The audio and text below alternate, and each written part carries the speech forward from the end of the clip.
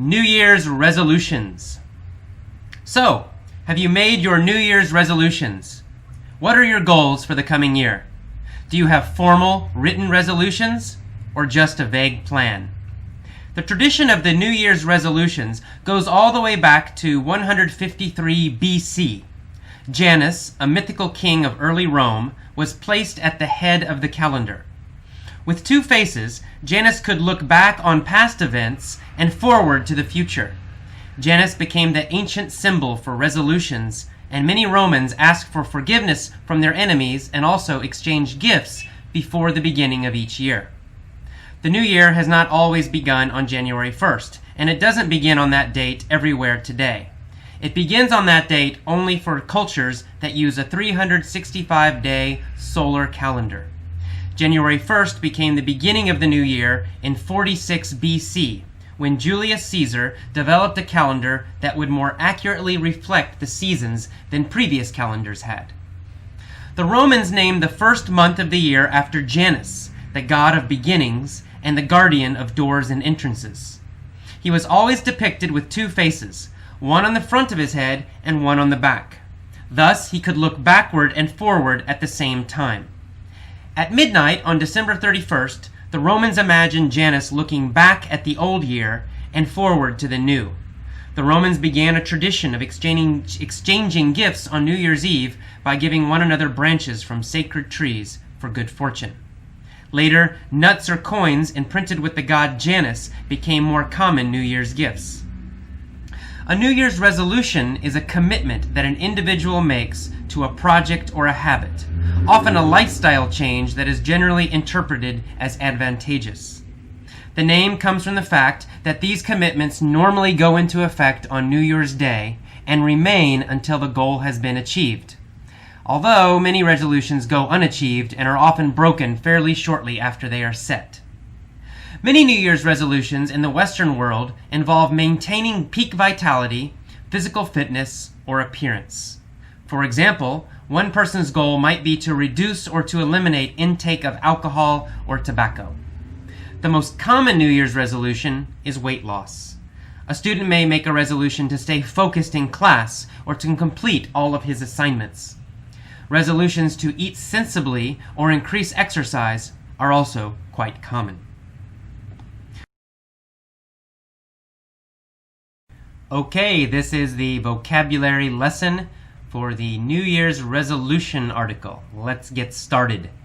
First of all, let's start with the title. A resolution is a decision or a plan or a goal. In this case, New Year's resolutions, it really has the meaning of a goal, something you plan to do or want to do by a certain date. You might say, I'm going to lose 10 pounds by April 1st.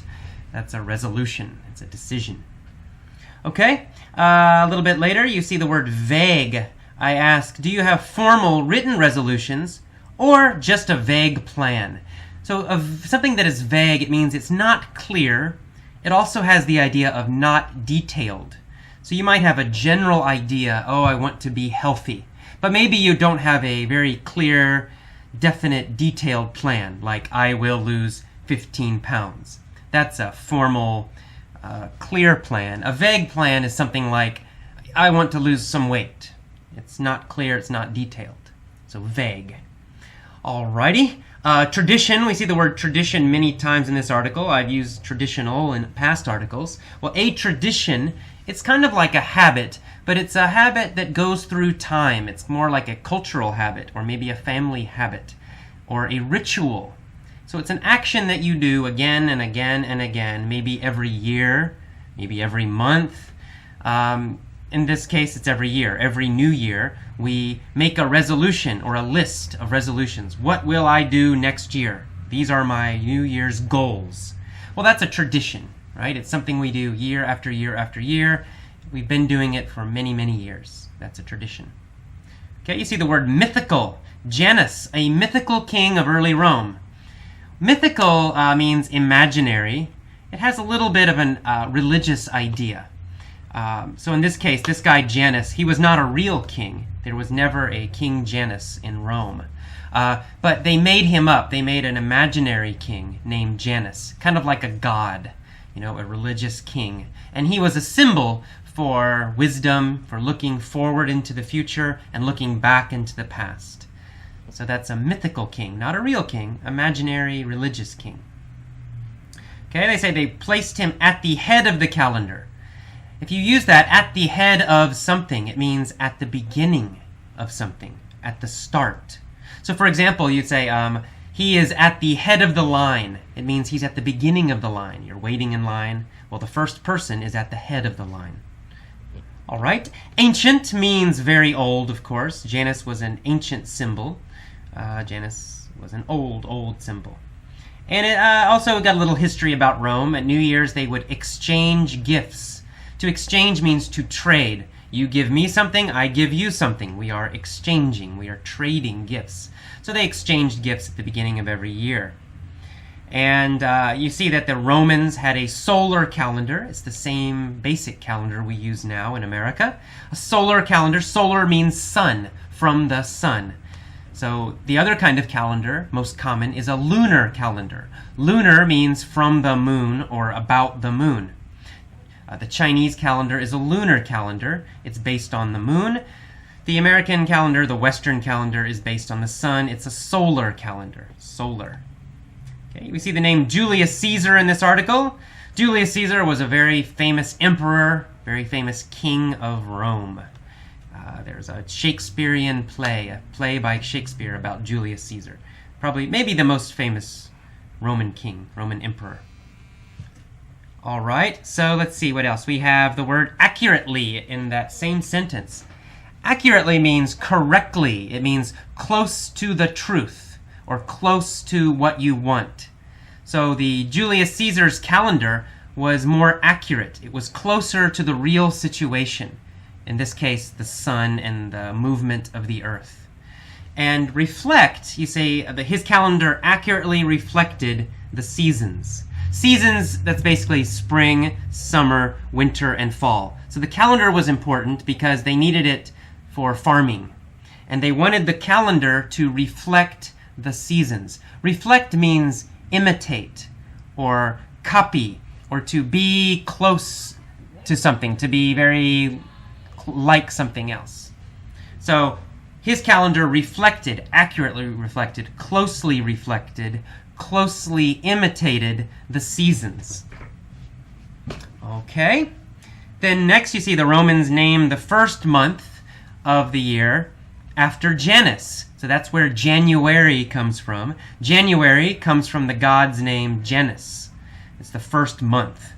And Janus was the god of beginnings. And he also was the guardian of doors and entrances. A guardian is a protector. So someone who protects something is a guardian. For example, someone who protects a child, we say that is the child's guardian. Okay, so he was the guardian of doors. I don't know what that means exactly, but maybe they put his picture above their door.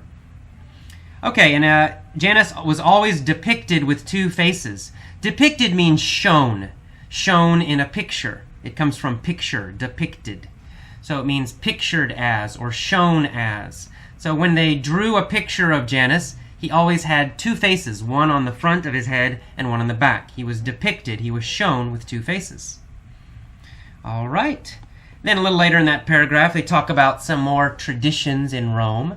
One tradition was to give branches from sacred trees for good fortune. They would give each other branches. A branch is a piece of a tree. And a sacred tree, sacred means holy or religious or special. So maybe they had some special tree. They thought it was religious. They thought it had a special power. So that was a sacred tree. And they gave these branches for good fortune. Fortune means luck, good luck. So they give each other these little pieces of trees for good luck. Hope you have good luck next year. Here's a piece of a sacred tree, a holy tree, a religious tree. All right. We also see the word imprinted. The coins in Rome were imprinted with gold, with the god Janus. So maybe it's a gold coin. It has the god Janus imprinted. Imprinted just means printed. It's the same basic idea as printed. It means to write or to press something onto a page, in this case onto a coin. All right, we see the word commitment. A New Year's resolution is a commitment that an individual makes. A commitment is a strong decision to do something. It's not a normal decision. It's very strong. I will do this. Absolutely 100%. I am making a commitment. So a commitment is a decision to do something, and it's very strong. We also see the word habit. A habit is something you do again and again and again. You usually don't think about it. It might be good. Exercise can be a habit. If you always exercise every day, that's a good habit. If you smoke cigarettes, that's a bad habit, right? You smoke them all the time. You're doing it every day, but it's a bad habit. It's not healthy. Okay, and then it says that often a lifestyle change that is interpreted as advantageous. That's one kind of commitment, one kind of resolution. People make a lifestyle change, a change in the way they live. They interpret this change as being advantageous. To interpret means to understand something or to think about it in a certain way. Okay, so to interpret it means to understand something a certain way. It can also have an idea of translation. If you interpret one language into your language, it means you understand that language in your own language. If I interpret Spanish to English, it means first I see the Spanish, but then I change it to English, and that's how I understand it. I interpret it that way. Okay, and advantageous means helpful or good or beneficial. So advantageous means it's good for you. Say this is advantageous, it means this is good for you. It will help you. Okay, so most resolutions, most New Year's resolutions, most New Year's goals, you think you do want to do something that will help you, that will improve your life. Okay, in the next page of the learning guide, we see go into effect. Most commitments on New Year's go into effect on New Year's Day. Go into effect means begin or start. It's pretty simple, actually. So if something goes into effect, it starts working, it starts happening. It goes into effect. And to remain means to stay, to not change. It can mean stay in one place if you're talking about location, or it can just mean the situation does not change. It remains the same, stays the same. All right, to achieve means to do something, to accomplish a goal, to reach a goal, to do something you wanted to do. That's achieve. And to set a goal means to make a goal, to create a goal. So you'd say, I set a goal. We use the verb set with goals a lot. Those two go together, to set a goal. We don't say to make a goal so much. It's not wrong, but we usually say to set a goal. I don't know why, but we do. Okay. The next paragraph, you see the verb maintaining. That many New Year's resolutions involve maintaining peak vitality, physical fitness, or appearance. Maintaining means to keep something the same. So you're working so that it will stay the same. So it's not really improving and it's not getting worse, but it's staying the same. For example, you maintain your car. To maintain your car, sometimes you must fix it. You must give it oil. You must change the tires. You're not making the car better, but you're preventing the car from getting worse. You don't want it to get worse. That's maintaining. So some New Year's resolutions involve maintaining peak vitality. Vitality means strength or health. So vitality, usually it's talking about a person's body. And if you say he has vitality, it means he has a strong body. He has a healthy body. He has vitality. So vitality is physical energy, physical strength, physical health. And peak means top or the best. If you can say he has peak vitality, it means he has very high strength, very good health. He's at the top, the best health. You can also say this football team is at the peak. It means they're at the top. They're the best team. All right, you see the word reduce here. Reduce means to make less, to lower, or to make less. Some people want to reduce their intake of alcohol or tobacco. Intake, it's pretty clear actually. It's two words, in and take. So it means to take in. In this case, we're talking about eating and drinking. It means taking something into your body, putting it into your body. So when we talk about food, it means to eat. If you talk about alcohol, it means to drink. That's intake. eliminate intake of alcohol or tobacco. And then finally, we see the word sensibly in the last sentence. Resolutions to eat sensibly are quite common. Sensibly means in a smart way, in an intelligent way, to do something that's smart or intelligent. So if you eat sensibly, it means you eat in a very smart way, which usually means eating healthy food, right? So eating junk food, eating candy and drinking Cokes and eating nothing but junk food, that's not sensible. That's the adjective, sensible. It's not smart, right? Eating sensibly means eating lots of vegetables and lots of fruit. Eating in a smart way, sensibly. Okay, that is all for today's Effortless English lesson on vocabulary. I recommend listening to this lesson a few times. That will help you remember the vocabulary better. Then listen to the mini story. Okay, talk to you later. Bye-bye. Okay, welcome to the mini story lesson for the New Year's resolutions article.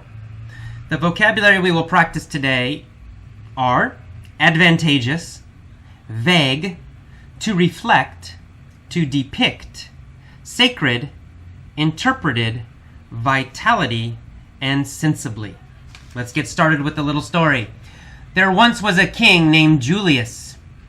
On coins and in paintings, Julius was always depicted as strong. He seemed to have a lot of vitality in the paintings. People interpreted these pictures as fact. They thought they reflected the true Julius. They thought he was a sacred and holy and strong king. They loved him. But they did not truly reflect Julius. In fact, Julius had no vitality. He was weak. He was often sick. Worse, his mind had problems. He never had clear ideas. His ideas were always vague. No one understood them. Julius never acted sensibly. He always acted foolish and crazy. In fact, Julius's wife was the true leader. She was smart, sensible, and strong. She made all of the decisions. But she let people think that Julius was a great king because it was advantageous to her. If something bad happened, the king was always responsible, not her. So, he got all the blame, but she had all the power. Okay, one more time, this time with questions. There once was a king named Julius. On coins and in paintings, Julius was always depicted as strong. Was Julius shown to be strong in the paintings? Well, yes, he was. He was depicted as strong. Was he depicted as being weak? No, he was not. He was not depicted as weak. He was depicted as strong. He was shown to be strong. Was he depicted as handsome? Well, I don't know. Probably he was depicted as handsome. They made him look handsome. He was depicted as handsome, but mostly he was depicted as strong. He seemed to have a lot of vitality in the pictures. Did he have a lot of strength in the pictures? Did they make him look strong? Yes, he always seemed to have vitality. Did he have just a little bit of vitality? No, he had a lot of vitality in the pictures. He looked healthy. He looked strong. He seemed to have a lot of vitality in the pictures. So the pictures made him look like he had vitality. But did he really have vitality? Actually, he did not really have vitality. He was quite weak. But the pictures made him look like he had vitality. People interpreted these pictures as fact. Did they interpret them as a story, as fiction, as not true? No. They interpreted the pictures. They understood the pictures as being true, the true Julius. So they interpreted the pictures as fact. But were the pictures really fact? No, they weren't. They interpreted them as fact. They thought they were true, but they weren't really true. So their interpretation, that's the noun, their interpretation was wrong. They thought the pictures reflected the true Julius, but they did not reflect the true Julius. They did not imitate the true Julius. The true Julius was weak. The pictures did not reflect the true Julius, the weak Julius. The pictures made him look strong. They depicted him as strong. They did not reflect the truth. They thought, the people thought, He was a sacred and holy king. They thought he was a religious king, like a god. They thought he was more than human. They thought he was sacred. They would worship him. They would pray to the king Julius. They thought he was sacred and holy. But he was not really sacred and holy. He was just a man. In fact, he was a weak man and kind of a foolish man. He was not sacred at all, but they thought he was sacred. In fact, the pictures did not truly reflect Julius. They did not imitate the true Julius. In fact, Julius had no vitality, no strength. He was weak. He was often sick. Worse, his mind had problems. He never had clear ideas. What kind of ideas did he have? Well, he had vague ideas. His ideas were vague. They were never clear. They were never detailed. They never made sense. His ideas were vague, very general and foolish and crazy. He never had detailed plans. He never had good ideas. His ideas were always very vague. So he had very vague ideas, and nobody understood them. Did people understand his vague ideas? No, they did not understand his vague ideas. They were too vague. No one could understand them. Did Julius act sensibly? Was he smart? Were his actions smart and intelligent? No, his actions were not smart and intelligent. He never acted sensibly. He always acted foolishly and crazy. And crazily, I guess we should say. He never acted sensibly. He always acted foolish. In fact, Julius's wife was the true leader. She was very sensible. She always acted sensibly. She was always sensible. And she was very strong. She did have vitality. She was very smart. She made all the real decisions. But she let people think it was Julius who made the decisions. She let people think Julius was a great king. Why did she let them think that? Well, because it was advantageous to her. It was helpful to her. It let her make decisions, but she never had to worry about people blaming her or being angry at her. Because if there was a bad decision, they blamed the king. So this situation was advantageous for the queen. It was good for the queen. It was an advantageous situation for her. Was it a bad situation? No, it was an advantageous situation for her. So this was advantageous to her. She let everybody blame the king when something bad happened. But when something good happened, of course, she was the one who really made the decisions. She had all the power, but he took all the blame. This was an advantageous situation for her. Okay, great. This time, one more time. This time I want you to speak. I will ask a question. Then I will pause and wait. You should answer the question during the pause. So if I say, there was a king named Julius, if I say, what was the king's name? When I pause, you should say, the king's name was Julius. Try to answer in a full sentence, not just one word. After the pause, I will give you the answer in full sentence. After I give the answer, I will pause again. You should repeat my answer, copy my pronunciation. Okay, here we go. There once was a king named Julius. On coins and in paintings, Julius was always depicted as strong. How was Julius depicted?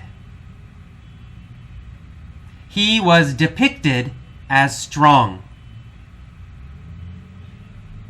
Good. He was depicted as strong. Very nice. He seemed to have a lot of vitality in the pictures. What did he seem to have?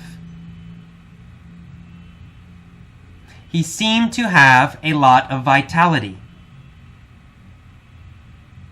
Good. He seemed to have a lot of vitality. People interpreted these pictures as fact. How did people interpret these pictures? They interpreted these pictures as fact. Good. They interpreted these pictures as fact. But the pictures did not reflect the true Julius. Did the pictures reflect the true Julius? No, they did not reflect the true Julius. No, they did not reflect the true Julius. People thought Julius was a sacred and holy king. What kind of king did they think Julius was? They thought he was a sacred and holy king. They thought he was a sacred and holy king. Good. Okay, but this did not truly reflect the real Julius. In fact, Julius had no vitality. Did Julius have vitality? No, he did not have vitality. Good. No, he did not have vitality. He was weak, he was often sick, and his mind had problems too. He never had clear ideas. In fact, his ideas were always vague. What kind of ideas did he have? He had vague ideas. He had vague ideas. Good. No one understood his vague ideas. Julius never acted sensibly. Did Julius act sensibly? No, he never acted sensibly. No, he never acted sensibly. Okay, good. He never acted sensibly. He always acted foolish and crazy. In fact, Julius's wife was the true leader. What kind of woman was Julius's wife? She was smart and sensible. She was smart and sensible. Okay, good. She was smart and sensible. She made all of the decisions. But she let people think Julius was a great king because it was advantageous to her. Why did she let people think he was a good king? She did it because it was advantageous to her. She did it because it was advantageous to her. She did it because it was advantageous to her. Okay, good. She did it because it was advantageous to her. If something bad happened, the king was always responsible, not her. So, he got all the blame, but she had all the power. Okay, great. Now what I want you to do is to tell the story yourself. All of it, the whole thing. Try to tell the story yourself. In your own words. You don't need to get every word correct. Get the general story, but do try to use the new vocabulary. Depicted, vitality, reflected, sacred, vague, sensibly, sensible, advantageous. So retell the whole story. Stop this now, pause it, and tell the whole story out loud to yourself and try to use the new vocabulary. If you can't do it, if it's too difficult, if you can't remember, listen to this lesson again. Listen to this lesson many times when you're on the bus, when you're going to work, before you go to bed, in the morning, and repeat the sentences and the answers, and then try to retell the story again using the vocabulary correctly. Okay, good luck. Please do this. This will help you a lot to remember the vocabulary and to use it correctly. Okay, I'll see you next time. After this lesson, listen to the original article again, New Year's Resolutions, and you should be able to understand it more. Okay, see you later. Bye-bye.